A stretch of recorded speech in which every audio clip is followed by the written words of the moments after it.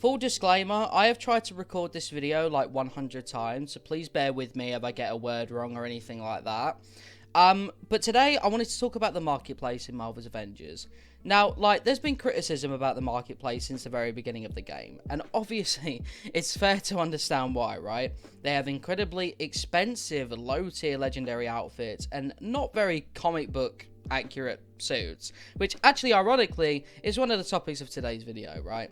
So when people boot up a Marvel's Avengers game and they see a marketplace filled to the brim with costumes, nameplates, emotes, takedowns, etc., you'd hardly expect to see the majority being like comic books, movie inspired, potentially some outfits coming from cartoons, and even some original designs as well. Essentially, you'd expect the level of quality and variety as Marvel's SpiderMan. And yes, I am aware they are two different games, but with the Marvel label slapped on both of the game's cover boxes, you would imagine to expect similar quality, and for a long time we just didn't get that until they announced MCU skins, that the MCU skins would be coming to Marvel's Avengers, and then that's all we got. Now, if you're a fan of the MCU skins only approach, then that is absolutely fine, right? In the same vein that if you somehow enjoy Marketplace for how it is now, then that's fine as well. This video isn't an attack. This video isn't me starting on you, giving you shit. It's literally designed to have a conversation, right? But my issue stems from the reliance of MCU skins, which in turn means they're just not taking risks.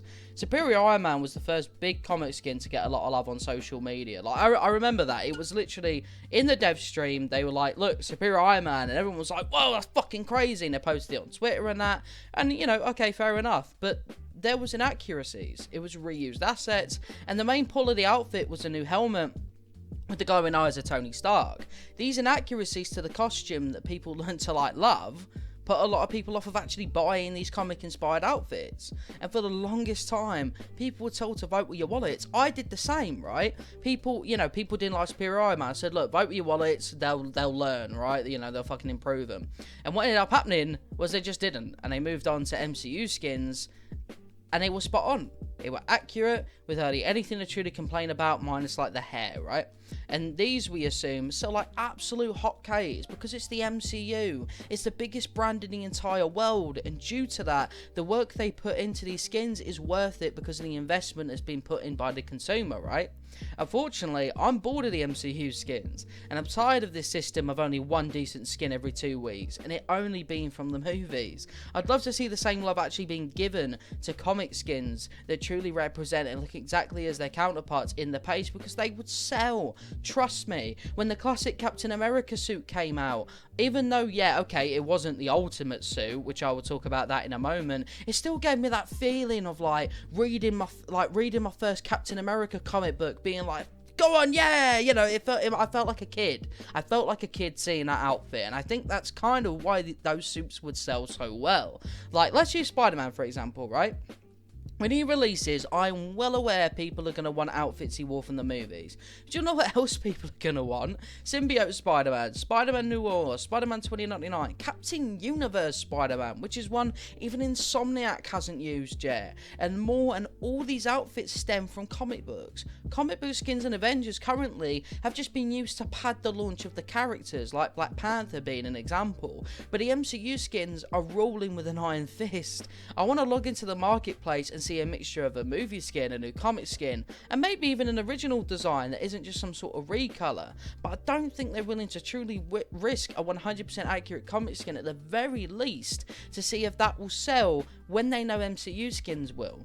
Quality over quantity is an important thing, and at the moment the team sets that are just gross recolorings and reimaginings of the heroes are taking over in an attempt to pad the marketplace and increase value to the MCU skin, as well as make good enough money from the small investments it takes to create those team sets. Look, the team sets were cute to start with, and I like the idea of them, but now you're relying on them too, and it's becoming so boring.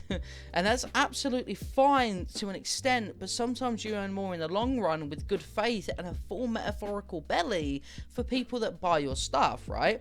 But that isn't the only thing I wanted to discuss today, because there seems to be a complete focus on recolors within the marketplace, and for all 10 recolors you produce, that time could be used to create one singular... Sorry, I had a bit of a burp.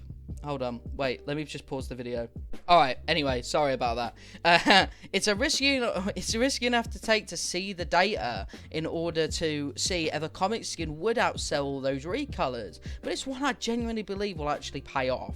One thing like people don't want to, one thing I don't want people to sort of think is when I mentioned Superior Iron Man earlier, is that reusing assets is actually a bad thing. It's not. It just has to look accurate using those resources. For example, right, going back to Ultimate Captain America, here's a photo by Allfather, right? And it's way more accurate using stuff that's in the game, and this alone improves that quality tenfold. All I ask for the Crystal Dynamics cosmetic team is just to take a bit of a risk. Give us some variety. Even if you have to mix around the marketplace and give it a different style every so often and change the scheduling, it just doesn't feel like a marketplace worth the Avengers name.